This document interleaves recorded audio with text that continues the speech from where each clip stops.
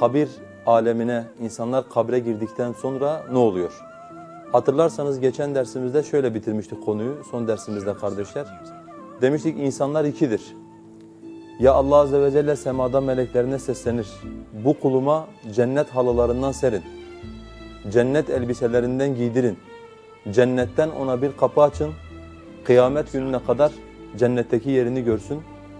Ve cennet ehli olan insanlar sürekli derler ki ya Rabbi bir an önce kıyameti kopar da ehlimize, malımıza, cennetimize kavuşalım. Cehennem ehli için ise Allah Azze ve Celle der ki ona cehennemden halılar serin. Cehennemden, ateşten elbiselerden giydirin ve ona cehenneme bir kapı açın. Kıyamet gününe kadar cehennemdeki yerine baksın. Ve onun başına kör, sağır ve dilsiz zebaniler yerleştirilir. Onun kafasına öyle demirden tokmaklarla vururlar ki şayet o darbeleri dağlara indirseler dağlar toprağa dönüşürdü diyor sallallahu aleyhi ve sellem. Ve o adam der ki ya Rabbi kıyamet kopmasın. Kıyamet kopmasın ki gördüğüm bu daha şiddetli cehennemdeki yerime gitmeyeyim diye.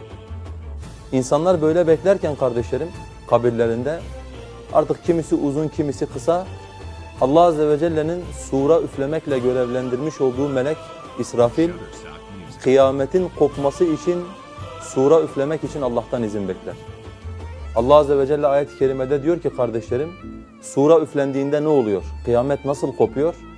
Allah Subhanahu ve Teala diyor ki يَوْمَ يُنْفَخُ فِي السُّورِ فَفَزِعَ مَنْ فِي السَّمَاوَاتِ وَمَنْ فِي الْأَرْضِ إِلَّا مَنْ شَاءَ اللّٰهِ وَكُلٌّ أَتَوْهُ دَاخِرِينَ. O gün sura üflenecek. Yerde ve gökte kim varsa onu bir korku ve bir ürkme kaplayacak diyor Allah Azze ve Celle. Öyle bir ses çıkacak ki o surdan insanlar surun sesinden dolayı korkacaklar, ürkecekler. Ve bu korku ölümle sonuçlanacak. Başka bir ayet-i kerimede Allah Azze ve Celle diyor ki وَنُفِخَ فِي السُّورِ فَصَعِقَ مَنْ فِي السَّمَاوَاتِ وَمَنْ فِي الْأَرْضِ إِلَّا مَنْ شَاءَ اللّٰهِ. Sura üflenir. Yerde ve gökte olan kim varsa hepsi düşüp ölür diyor Allah Azze ve Celle. Ölüm meleği de dahil olmak üzere kardeşler, yerde ve gökte kim varsa Allah Azze ve Celle onun canını alır. Bu sahne o kadar ürkütücü bir sahnedir ki her cuma günü hayvanlar da dahil olmak üzere bağırırlar bugünün korkusundan. Peygamber sallallahu aleyhi ve sellem sahihte varit olan bir hadiste diyor ki güneşin üzerine doğduğu en hayırlı gün cuma günüdür. Cuma gününde Adem aleyhisselam yaratıldı. Cuma gününde ağaçtan yedi. Cuma günü cennetten kovuldu. Cuma günü Allah Azze ve Celle onun canını aldı ve cuma günü kıyamet kopacaktır. Her cumanın sabahında insan hariç yeryüzündeki bütün canlılar kıyametin kopma anından duydukları korkudan dolayı bağıracaklar.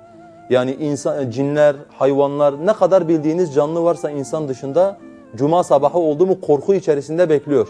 Acaba kıyamet bugün mü kopacak veya başka bir gün mü kopacak? Niye biliyor musunuz kardeşler? Çünkü öyle dehşetli bir şekilde kopacak ki kıyamet insanoğlunun aklının onu alması mümkün değil. Düşünün. Kur'an-ı Kerim kıyametten bahsettiği zaman insanların aklına ilk dağlar geldi. Çünkü insan için bekanın ve gücün ölçüsü dağdır. Yani mesela bir şeyin sabit olduğunu, hiçbir zaman yerinden oynamadığını anlatmak için ona dağa benzetiriz. Dağ gibi adam deriz mesela. İlk insanların peygambere sorduğu soru da şu. Madem kıyamet kopacak, senin bu anlattıkların olacak. Peki dağlar ne olacak? Allah Azze ve Celle diyor ki وَيَسْأَلُونَكَ عَنِ الْجِبَالِ فَقُلْ يَنْسِفُهَا رَبِّي نَسْفًا. Onlar sana dağlardan soruyorlar. De ki Rabbim o dağları toz duman haline getirecek. فَيَذَرُهَا قَاعًا صَفْصَفًا. Allah Azze ve Celle onları dümdüz bir yer haline getirecek. Hiçbir çıkıntı veya bir şey göremezsin. لَا تَرَى فِيهَا عِوَجًا وَلَا أَمْتًا. Ne sen orada bir yükseklik görebilirsin ne de sen orada bir eğrilik görebilirsin. Bu dağlar kardeşlerim kıyamet koptuğu zaman toz duman haline gelecekler. Allah Azze ve Celle bunları götürecek. Semaya bakıyoruz mesela. Geceleyin bakıyoruz yıldızlarından etkileniyoruz. Gündüz bakıyoruz güneşinden etkileniyoruz, gezegenlerinden etkileniyoruz. İçinizden kendisine Allah'ın semada yarattığı güzellikler anlatıldığında etkilenmeyen kimse var mı? Mümkün değil.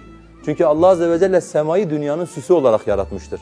Ondan dolayı semaya olan sevgi, semayı beğenme insanların fıtratında vardır. Peki o sema ne hale gelecek biliyor musunuz kardeşler?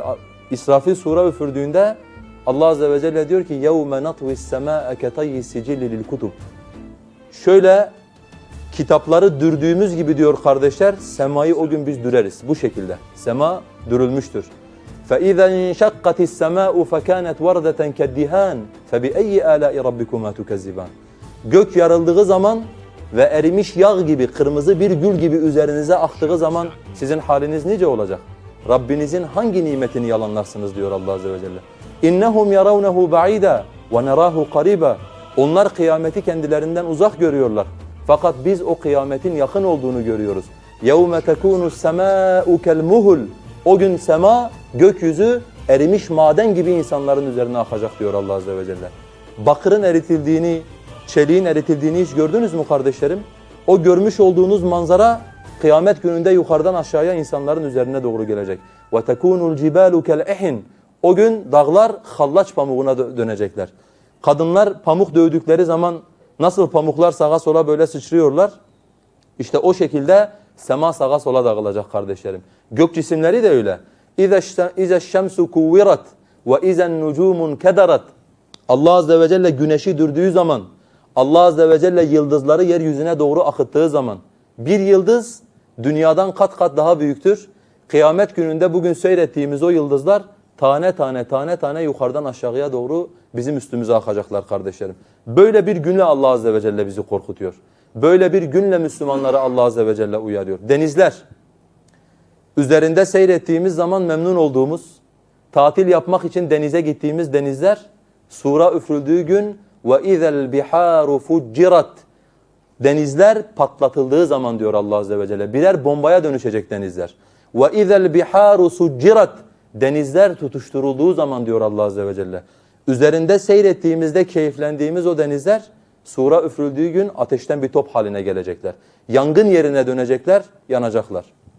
Peki Allah Azze ve Celle Kur'an-ı Kerim'de bu sahneleri bize niye anlatıyor kardeşlerim? Bunları anlatmasındaki sebep nedir? İnsana kendi hakikatini hatırlatmaktır. İnsana kendi hakikatini hatırlatmaktır. Çünkü insan ölümü unuttuğu gün Rabbi ile arasındaki bağı koparmıştır. İnsan ahiretten uzaklaştığı gün dünyaya meyletmiştir. Allah'ı ve Allah'ın yanındaki nimetleri, Allah'ı ve Allah'ın azabını unutmuştur. Allah Azze ve Celle bize bunu hatırlatıyor. Kullu men aleyha fan. O yeryüzünün üzerinde bulunan herkes fanidir. Gün gelecek ölecek. O hangi gündür? O kıyamet günüdür. وَيَبْقَى وَجْهُ رَبِّكَ ذُو الْجَلَالِ وَالْاِكْرَامِ Sadece kalacak olan şey celal ve ikram sahibi Rabbinin yüzüdür diyor Allah Azze ve Celle. Kullu şeyin halikun. Her şey helak olacak. Her şey yok olup ölecek. İlla vechehu. Allah Azze ve Celle'nin vecihi müstesna, yüzü müstesna. Lehul hukmu ve ileyhi turcaun. Hüküm Allah'a aittir ve siz tekrardan Allah'a döndürüleceksiniz.